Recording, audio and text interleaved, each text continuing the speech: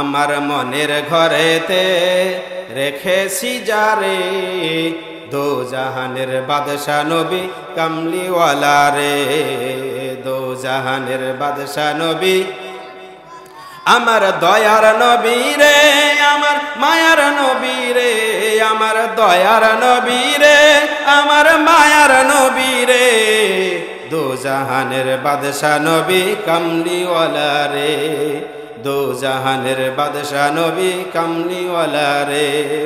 মোরা যদি ডানাওয়ালা পাখি হতাম, ওই মদিনা দেখার লাগি উড়ে যাইতাম, ঠিক না বা ঠিক? মোরা যদি ডানাওয়ালা পাখি হইতাম, ওই মদিনা দেখার লাগি উড়ে যাইতাম। হৃদয় জুড়ে দেখতাম আমি, হৃদয় জুড়ে দেখতাম আমি নয়ন ভরে, দো জাহানের বাদশা নবী কামলিওয়ালা রে, দো জাহানের বাদশা নবী। আদি পিতা আদম যখন মুসিবতে পড়ে, মোর নবীজির উসিলাতে আল্লাহ কবুল করে। বলি, আদি পিতা আদম যখন মুসিবতে পড়ে, মোর নবীজির উসিলাতে আল্লাহ কবুল করে। শাফায়াতের বিচারেতে, শাফায়াতের বিচারেতে দেখা দিও রে, দো জাহানের বাদশা নবী কামলিওয়ালা রে, দো জাহানের বাদশা নবী কামলিওয়ালা রে। আল্লাহ তাআলা আমাদেরকে সোনার মদিনায় যাওয়ার তৌফিক দান করুক। সকলে বলেন আমিন।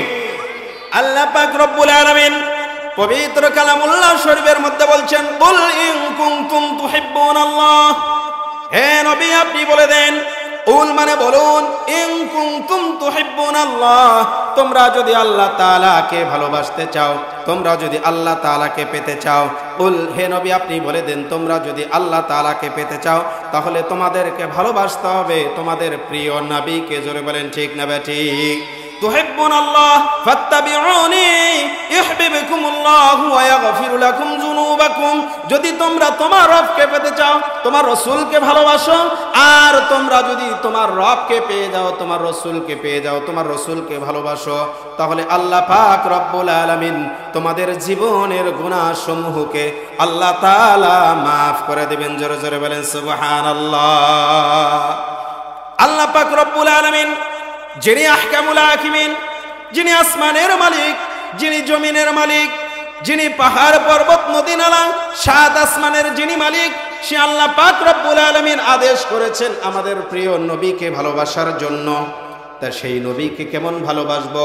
আল্লাহর নবী সাল্লাল্লাহু আলাইহি ওয়াসাল্লাম বলেন, লা ইউমিনু আহাদুকুম হাত্তা আকুনা হাব্বা ইলাইহি মিন ওয়ালিদিহি ওয়া ওয়ালাদিহি ওয়ান নাসি আজমাইন।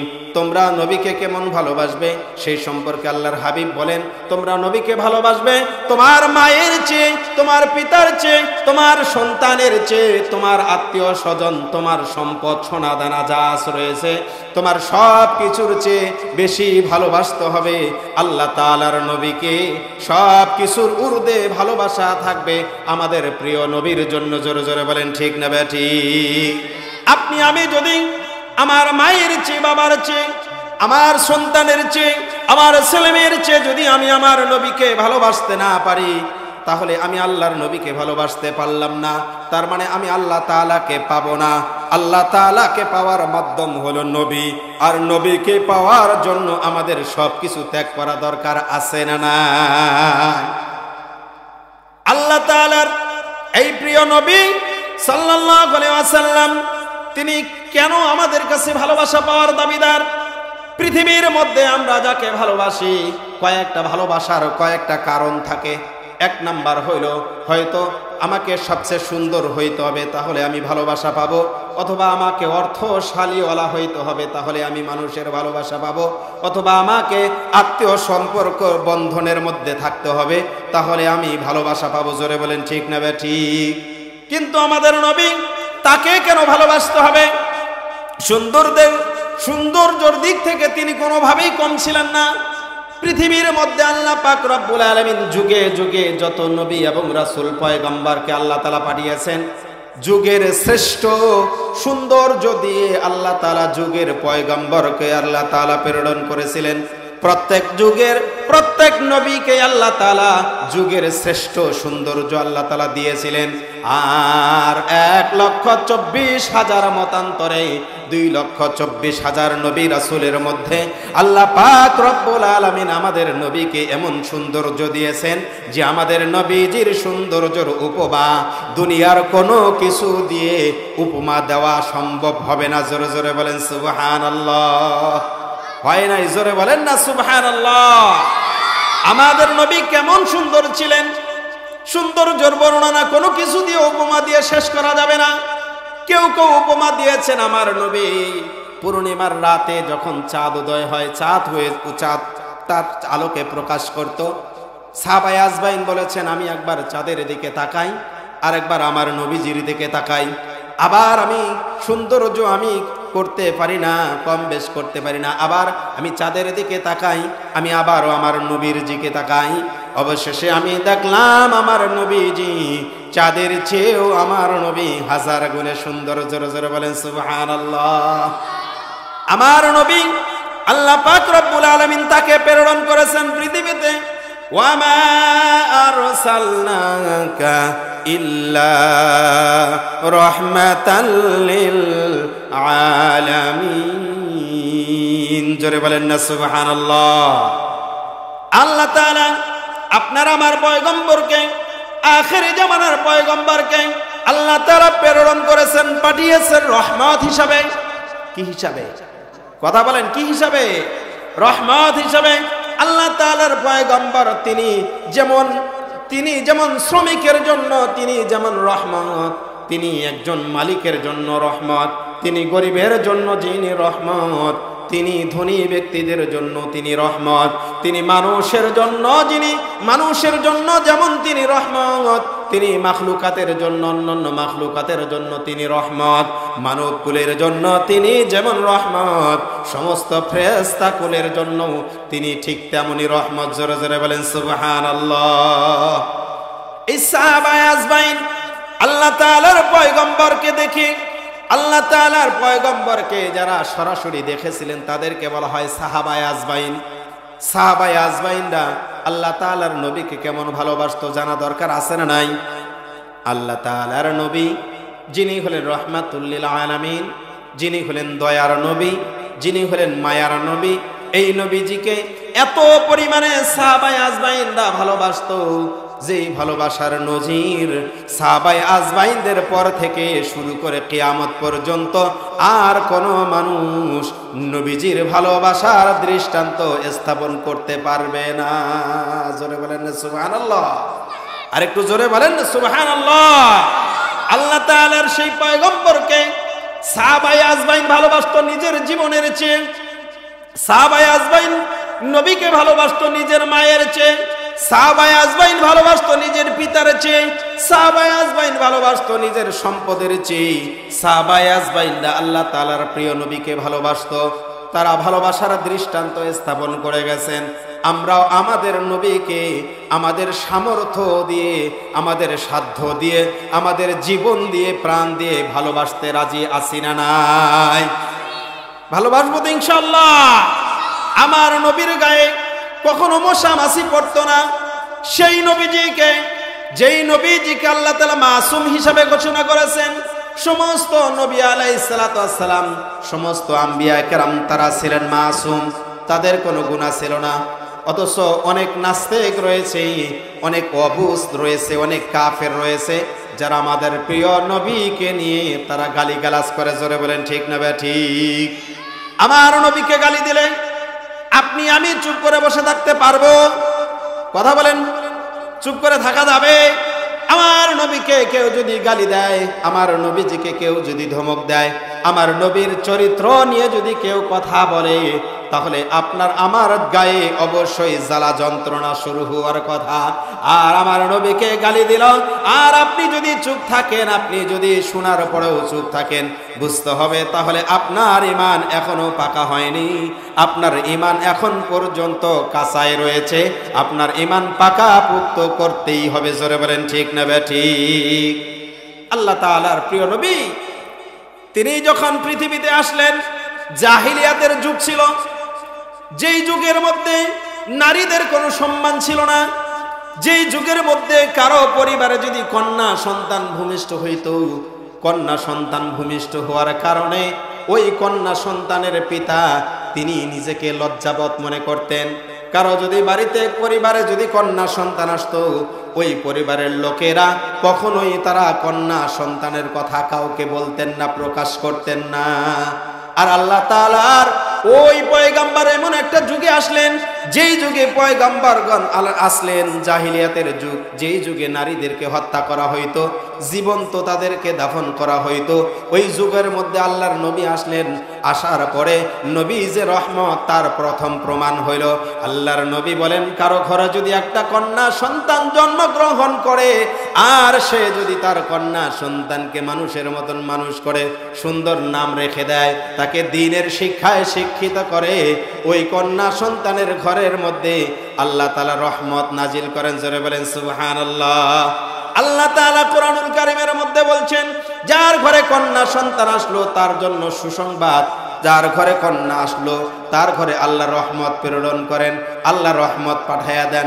আল্লাহর নবী বলেন সাল্লাল্লাহু আলাইহি ওয়াসাল্লাম বলেন, কারো ঘরে যদি দুইটা কন্যা সন্তান আসে, দুইটা কন্যা সন্তানকে সে যদি সুন্দরভাবে নাম রেখে ভালো দ্বীনি শিক্ষা দেয়, ভালোভাবে মানুষের মতো মানুষ করে, ভালো জায়গায় দিনদার পাত্র দেখে পাত্রস্থ করে দেয়, আল্লাহর নবী বলেন ওই কন্যা সন্তানের পিতা আর আমি নবী এমনই ভাবে পাশাপাশি জান্নাতের মধ্যে থাকবো। জোরে জোরে বলেন সুবহানাল্লাহ।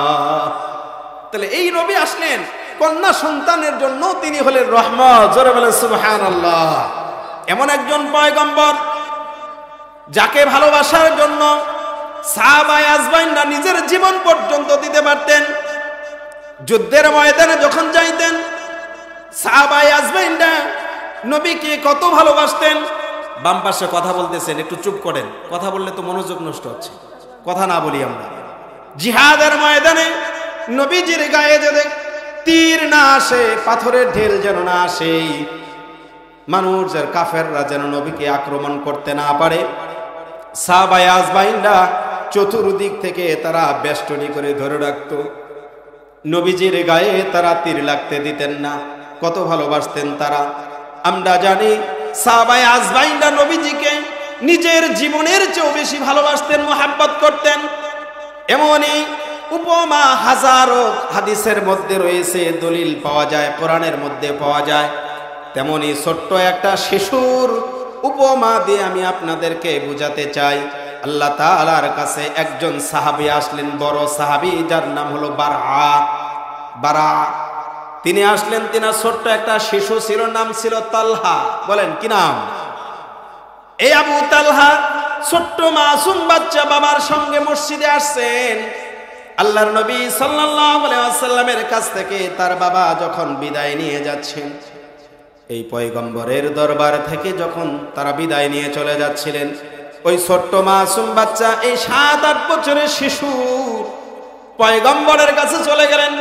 যাওয়ার পরে বললেন, ইয়া রাসূলুল্লাহ, ইয়া হাবিবাল্লাহ, আমি তো আপনার প্রতি ঈমান এনেছি, আমি তো আল্লাহর প্রতি ঈমান এনেছি, আমি ছোট্ট সাহাবী আপনার কাছ থেকে একটা আদেশ পেতে চাই, আর ওই আদেশ অনুযায়ী আমি একটা কাজ করতে চাই।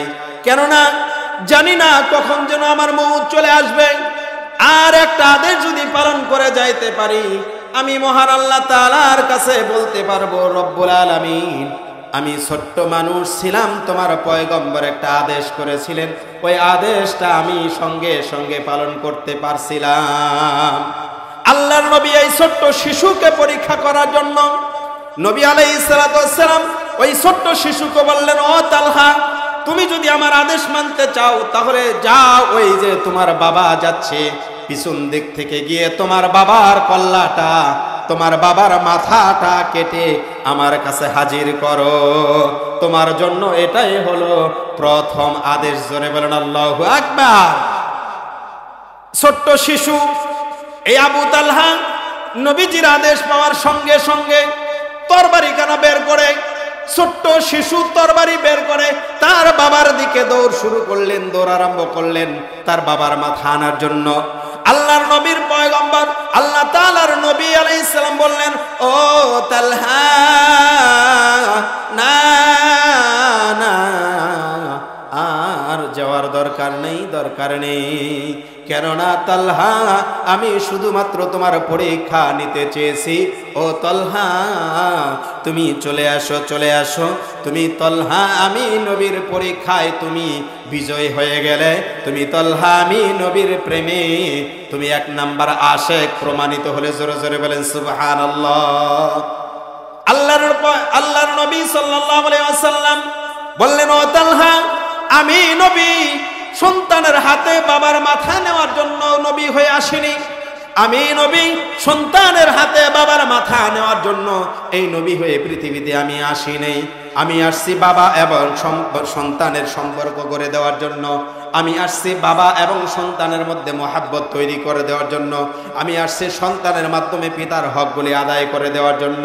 আল্লাহ তাআলার এই আল্লাহর নবীর দরবার থেকে ওই ছোট্ট মাসুম বাচ্চা সহ তার পিতা সহ তারা বাড়িতে গেলেন। কয়েকদিনের মধ্যে ওই রসুলের সাথে ওই ছোট্ট সাহাবীর সাথে আর দেখা হয় না। একদিন তার বাবাকে বারআকে নবীজি বললেন, ও বারআ তোমার ছোট্ট ছেলেটা কোথায়? আমার ছোট্ট সাহাবীরা কোথায় দেখি না কেন? তার পিতা বলল, তালহার পিতা বলল, ও আল্লাহর পয়গম্বর আমার ছেলেটা আজ কয়েকদিন থেকে খুব অসুস্থ, বাড়িতে রয়েছে, যে কারণে আমার সাথে আর মসজিদে আসতে পারে না। আল্লাহর নবী কয়েকজন কাকে বললেন, চলো আজকে আমরা ওই তালহাকে দেখার জন্য যাব।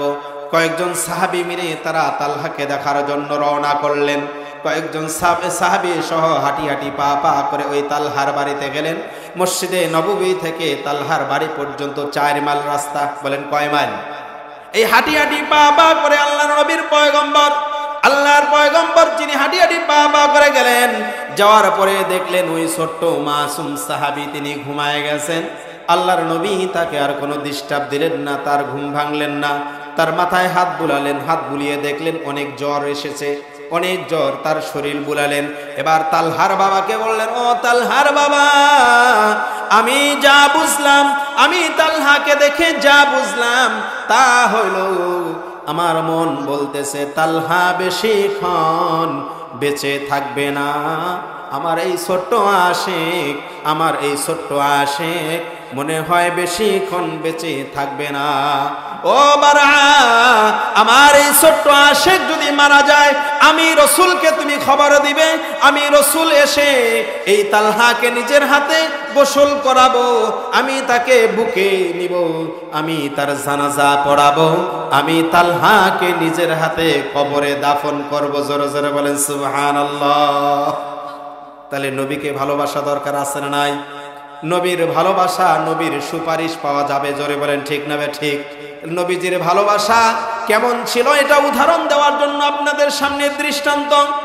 আল্লাহর পয়গম্বর বললেন, ও বারআ আমি চলে গেলাম, কিন্তু তালহা যদি মৃত্যুবরণ করে আমাকে অবশ্যই অবশ্যই তুমি খবরটা দিবে।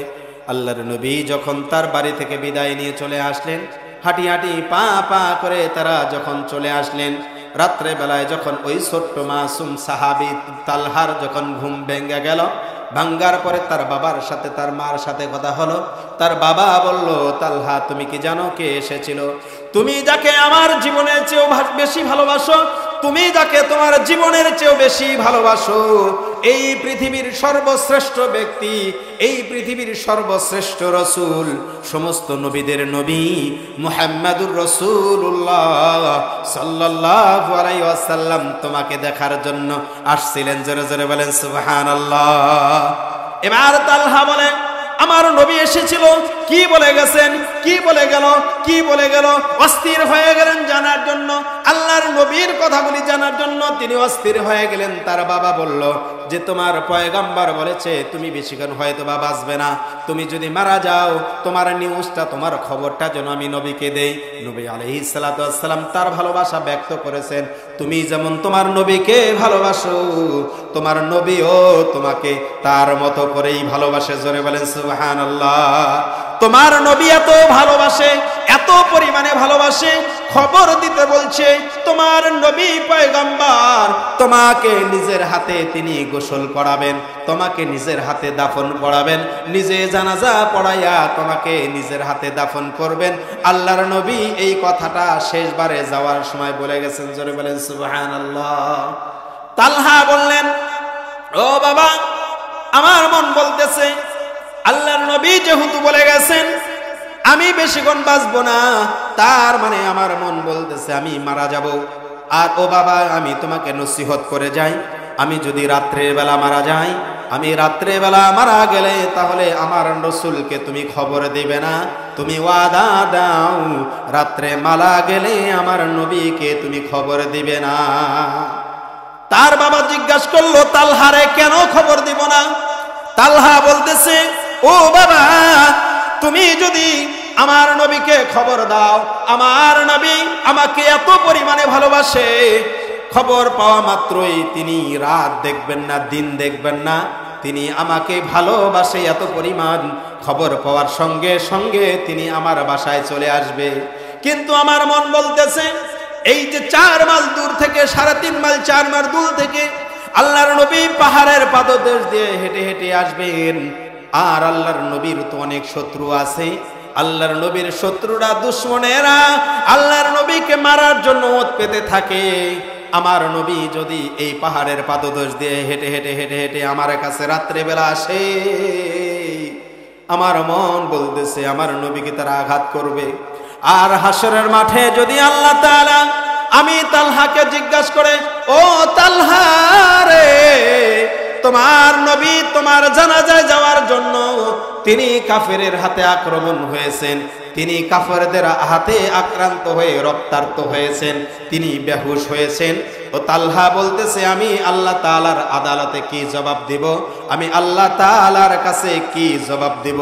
অতএব না না না, আমার নবীকে রাত্রে বেলা আমার বাড়িতে আসা যাবে না, কেননা আমার নবীজিকে নিয়ে আমার বড় ভয় হয়, কাফেররা আমার নবীকে আক্রমণ করতে পারে। জোরে বলেন আল্লাহু আকবার। এই নবীকে একটা মাসুম বাচ্চা, একটা শিশু যেই পরিমাণে ভালোবাসে, আপনি আমি, আপনার চুল পেকে গেল, দাড়ি পেকে গেল, আপনার আমার সেই নবীজিকে কতটুকু ভালোবাসা দরকার। এই নবী, সেই নবীকে এখনো আপনি আমি চিনলাম না, সেই নবীকে আপনি আমি এখনো জানলাম না। ছোট্ট মাসুম বাচ্চা চিল্ল, তালহা চিল্ল, তালহা নবীর প্রেমে কতটুকু হাবুডুবু খায় শুনে নেবার শেষবারে বলে বলে দেই। তালহা যখন বললেন, তার বাবার কোনো নিউজ দিলেন না। কয়েকদিন পরে তালহার বাবা যখন মসজিদে নববীতে আবার গেলেন, এবার আল্লাহর পয়গম্বর জিজ্ঞাসা করলেন, ও তালহার বাবা, আমার ছোট্ট আশিক, আমার ছোট্ট সাহাবী তালহার অবস্থাটা কেমন এখন? তখন তালহার বাবা যার যার করে চোখের পানি ছেড়ে বলে, বাবা, তখন তিনি বলে, আল্লাহর পয়গম্বর, আমার ওই ছোট্ট মাসুম বাচ্চা ওই দিন রাত্রে দুনিয়া থেকে শেষ নিঃশ্বাস ত্যাগ করে চলে যায়। নবী মন খারাপ করলেন, বললেন, আমি তোমাকে বলে আসছি আমাকে নিউজ দেওয়ার জন্য। তখন তালহার বাবা বললেন, ও আল্লাহর পয়গম্বর, বেয়াদবি মাফ করবেন, মনে দুঃখ নেবেন না, আমার মা বাবা আপনার জন্য কুরবান হোক, কুরবান হোক। আপনার ছোট আশেক আপনাকে কত ভালোবাসে, তা হলো আপনার আশেক বলে গিয়েছি রাত্রে বেলায় মারা গেলে আমরা যেন আপনাকে খবর না দেই, কেননা সাহাবীরা জানে আপনাকে কত পরিমাণে ভালোবাসে, কিন্তু কাফেররা আপনাকে আক্রমণ করবে। এই জন্য আল্লাহর নবী আপনার ছোট্ট আশেক তালহা রাত্রে বেলায় আপনাকে খবর দিতে নসিহত করে গেছেন। জোরে জোরে বলেন সুবহানাল্লাহ। আরেকটু জোরে বলেন না সুবহানাল্লাহ। একটু জিকির করি লা ইলাহা ইল্লাল্লাহ।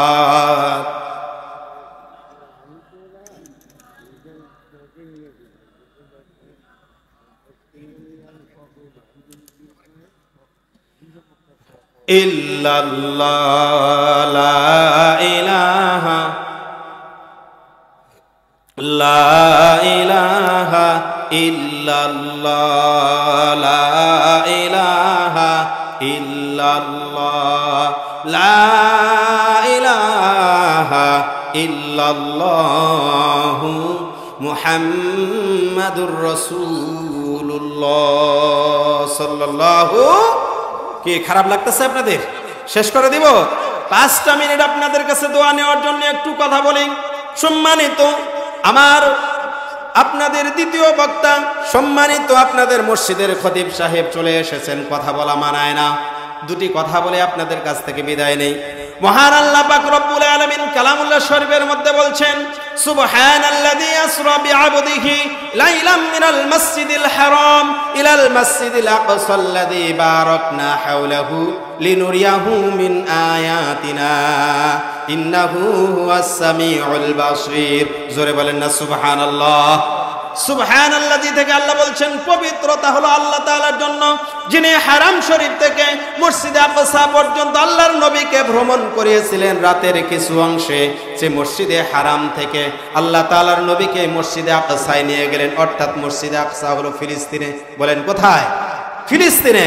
সেই ফিলিস্তিনের মসজিদ যার চারপাশে আল্লাহ বরকত দিয়েছেন। কি দিয়েছেন? বরকত আর বরকত আল্লাহ তাআলা দিয়েছেন বরকত। সেই বরকত, এত বরকত রয়েছে, আল্লাহ তাআলার নবীকে আল্লাহ তাআলা সেখানে ইমামতি করার জন্য ১.৫ লক্ষ, বলা হচ্ছে যে ১,২৪,০০০ মতান্তরে ২,২৪,০০০ নবী রাসূলদের ইমামতি করার জন্য আল্লাহ তাআলা সেখানে নিয়ে আসলেন। মসজিদের ভিতরে আল্লাহ তাআলার নবী ইমামতি করলেন। যেই মসজিদে আকসার দিকে আমাদের নবী মুহাম্মদুর রাসূলুল্লাহ ১৬ থেকে ১৭টা মাস পর্যন্ত কিবলার দিক করে কিবলা বানাইয়া মসজিদে আকসাকে কিবলা বানাইয়া নামাজ আদায় করলেন ১৬ থেকে ১৭ মাস।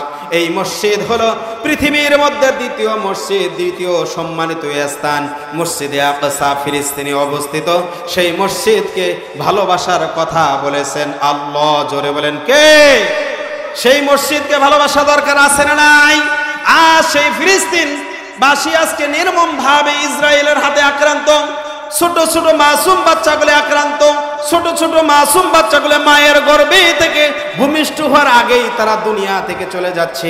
এমন জুলুমবাজ ইসরায়েল, যেই জুলুমবাজ ইসরায়েল যুগে যুগে তারা এই ফিলিস্তিনদের উপরে আক্রমণ করে আসতেছে, আর ফিলিস্তিনবাসী তারা জুলুমের শিকার হচ্ছে। এই ফিলিস্তিনের পক্ষে কথা বলার দরকার আছে না নাই? আল মুসলিমু আখুল মুসলিম, আল্লাহর পয়গম্বর বলেন একজন মুসলমান আর একজন মুসলমানের ভাই। তাহলে মুসলমানের পক্ষে কথা বলবো কি বলবো না? কথা বলেন, কথা বলেন, বলবো কি বলবো না? 1 নাম্বার, আপনাকে আমাকে যুদ্ধের ময়দানে যাওয়ার জন্য প্রস্তুতি নিতে হবে, প্রস্তুতি থাকতে হবে। যে কোনো মুহূর্তে যদি ডাক চলে আসে যে ফিলিস্তিনে যেতে হবে, জিহাদের ময়দানে যেতে হবে, কে কে যাওয়ার জন্য প্রস্তুত আছে? 2 হাত তুলে দেখান। নারে তাকবীর, নারে তাকবীর, নারে তাকবীর। সাবিলুনা সাবিলুনা আল জিহাদ আল জিহাদ। নারে তাকবীর। সাবিলুনা সাবিলুনা আল জিহাদ আল জিহাদ সাবিলুনা। আল্লাহ তাআলা কবুল করুক, সকলে বলেন আমিন। বলতেছিলাম সেই ফিলিস্তিনের পক্ষে আপনাকে যাওয়ার জন্য প্রস্তুত থাকতে হবে। 2 নাম্বার, আপনি যদি পারেন অর্থ সহযোগিতা করার জন্য। 3 নাম্বার, ফিলিস্তিনের পক্ষে আপনাকে আল্লাহর কাছে দোয়া করতেই হবে। জোরে বলেন ঠিক না বে ঠিক? তাহলে 4 নাম্বার হলো ইসরায়েল বা পশ্চিমাদের, আমেরিকা বা ইসরায়েলের সমস্ত পণ্য বয়কট করতে হবে। রাজি আছেন না নাই? যদি আপনি ফিলিস্তিনে অংশগ্রহণ করতে না পারেন তাহলে পণ্য বয়কট করে তাদের পক্ষে দাঁড়াবেন। যদি আপনি তাদের পক্ষে সরাসরি উপস্থিত হতে না পারেন, তাদের পক্ষে অন্তত আল্লাহ তাআলার কাছে দোয়া করবেন। আল্লাহ তাআলা হয়তোবা এই দোয়ার ওসিলায় আপনাকে এই জিহাদে অর্থাৎ এই মুসলমানের পক্ষে থাকার জন্য আল্লাহ আপনাকে কবুল করে নেবেন। জোরে বলেন ঠিক না বেঠিক?